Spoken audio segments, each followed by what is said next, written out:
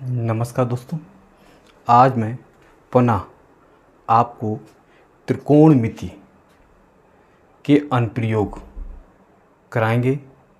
जो कुछ शेष सवाल जो आपके बचे थे वो आज कराएंगे।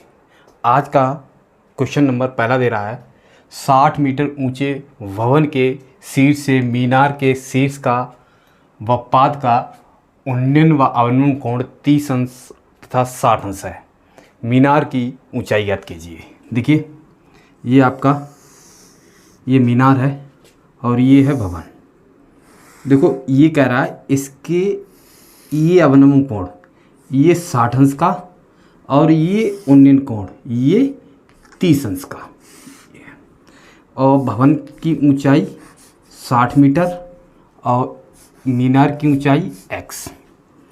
ए वी सी डी ई इसको मान लेंगे x, इसको मान लेंगे x। ये 60 दे रहा है तो ये कर देंगे h माइनस का 60। देखिए, यहाँ पे मान लेंगे त्रिभुज, सॉरी यहाँ पे लिखेंगे माना मीनार की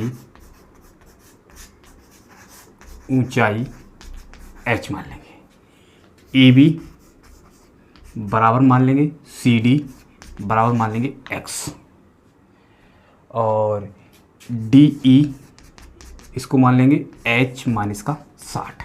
क्योंकि ये 60 है तो ये भी 60 हो जाएगी। अब जब इतने हिस्सा निकालेंगे तो h में से 60 घटा देंगे।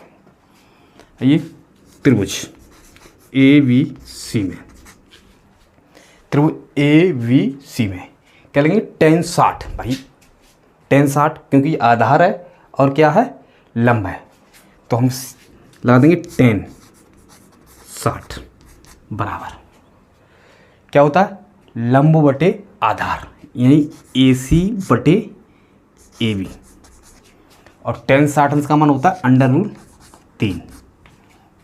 ए सी 60 बटे ए बी x, यानी x बराबर 60 बटे √3, या x बराबर कितना होता 20√3 मीटर। हम आपको बता दें आगे भी इसको थोड़ा, ये 20 3 60 होता है और बटे √3, अंडर से √1 काट देंगे तो एक √1 बचेगा, वही हो गया 20√3। दूसरा समीकरण लेंगे त्रिभुज डी सी ई में क्या लिखेंगे tan 30, क्या लिखेंगे tan 30 बराबर क्या लिखेंगे डी ई बटे सी डी, और tan 30 अंश का मान 1 बटे √3 बराबर डी ई कितना दे रहा h माइनस 60 बटे x का मान लगा देंगे तो 1 बटे √3 बराबर h माइनस का 60 बटे x का मान कितना है 20√3, अंडर से √3 कट गया, ये हो गया 20 बराबर h माइनस का 60, h बराबर हो गया 60 प्लस का 20 बराबर 80, यानी मीनार की ऊंचाई कितनी हो गई 80 मीटर। क्वेश्चन को उतार लें।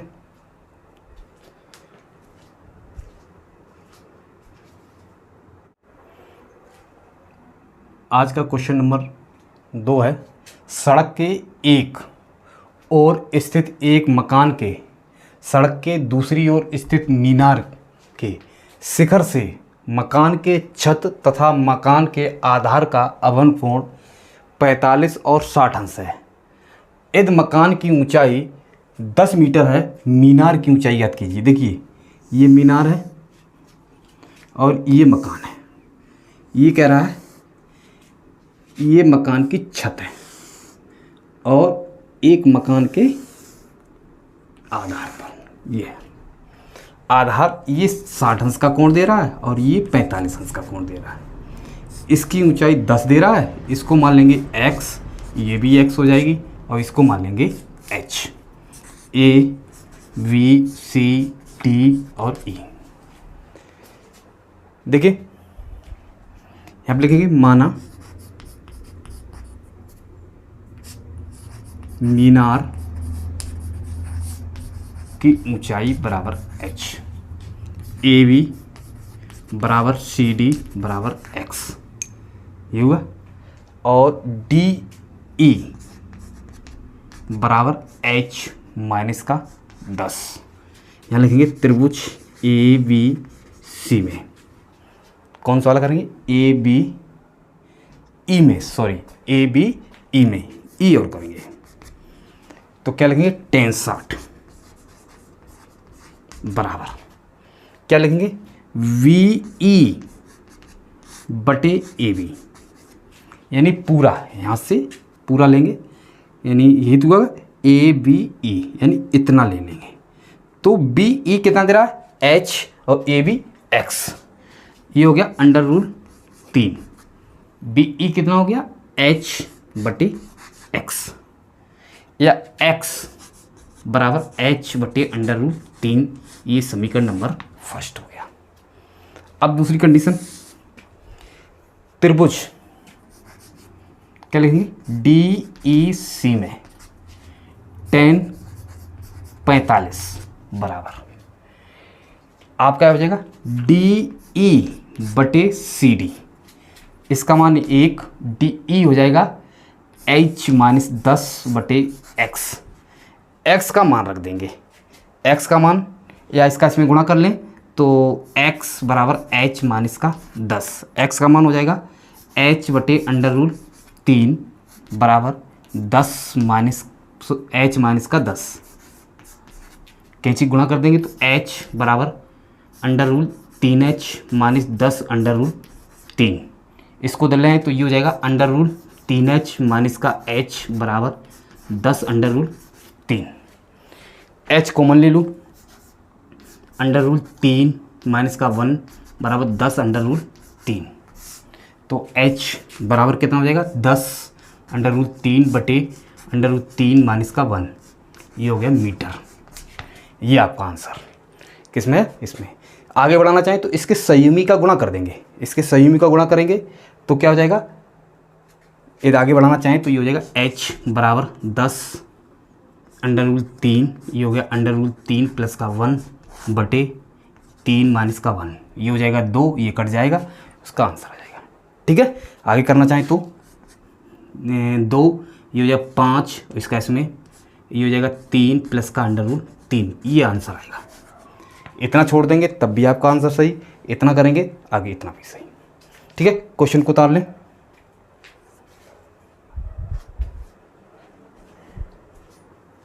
आज का क्वेश्चन नंबर 3 दे रहा है, समुद्र तल से 75 मीटर ऊंची लाइट हाउस के शिखर से देखने पर 2 समुद्री जहाज़ों के अवनमन कोण 30 अंश और 45 अंश हैं।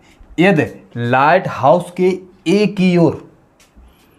एक ओर तथा दूसरी ओर, यानी एक जहाज एक तरफ तथा दूसरी तरफ दूसरा जहाज पीछे हो, तो जहाज़ों के बीच की दूरी ज्ञात कीजिए। ये कह रहा है, ये दे रहा है 75, एक जहाज इधर दे रहा है और एक ठीक इसके पीछे, ये एक का दे रहा है, ये दे रहा है 30, तो ये दे रहा है 45। ए वी सी और डी, ठीक है, इसके बीच की दूरी x1 और इसके x2, दोनों की दूरी आ जाए, जोड़ लो, दोनों जहाज़ों के बीच की दूरी आ जाएगी। आइए यहाँ लिखेंगे, माना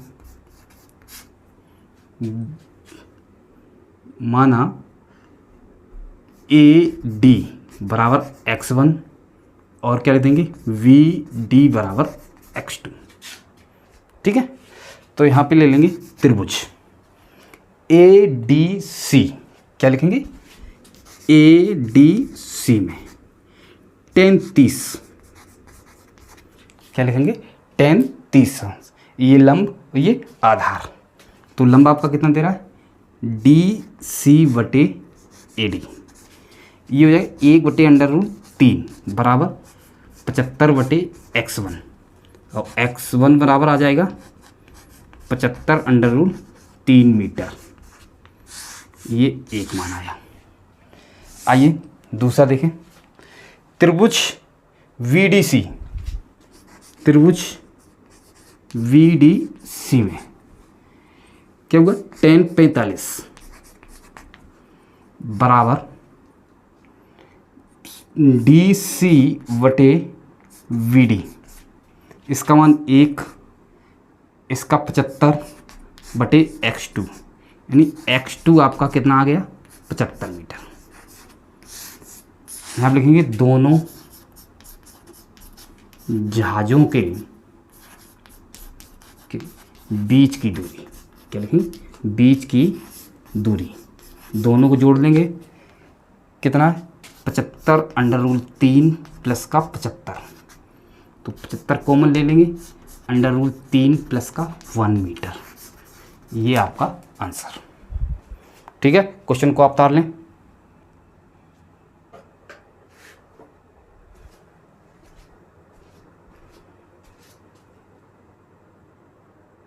देखिए क्वेश्चन नंबर 4 दे रहा है, एक नाव पुल की ओर आ रही है। किसी क्षण पुल का उन्नयन कोण 30 अंश देखा गया। नाव के उसी चाल से 4 मिनट चलने के पश्चात पुल का उन्नयन कोण 60 अंश का हो जाता है। नाव को पुल तक पहुंचने में कितना समय लगेगा? समझिए, ये पुल है, ये नाव है, ये कितने अंश का है, 30 अंश का। ठीक है, 4 मिनट चलने के पश्चात ये 60 अंश का हो जाएगा। कितना हो जाएगा, 60 अंश का। A, V, C और D, ये दूरी नहीं है, यहाँ पे समय कितना दे रहा है, 4 मिनट। कितना दे रहा है, 4 मिनट। और इसका निकालना है, क्या निकालना है, इसका मान, ये कितनी दूरी पे यहाँ से यहाँ तक पहुँचने में कितना समय लगेगा। देखिए आइए, इसमें देखो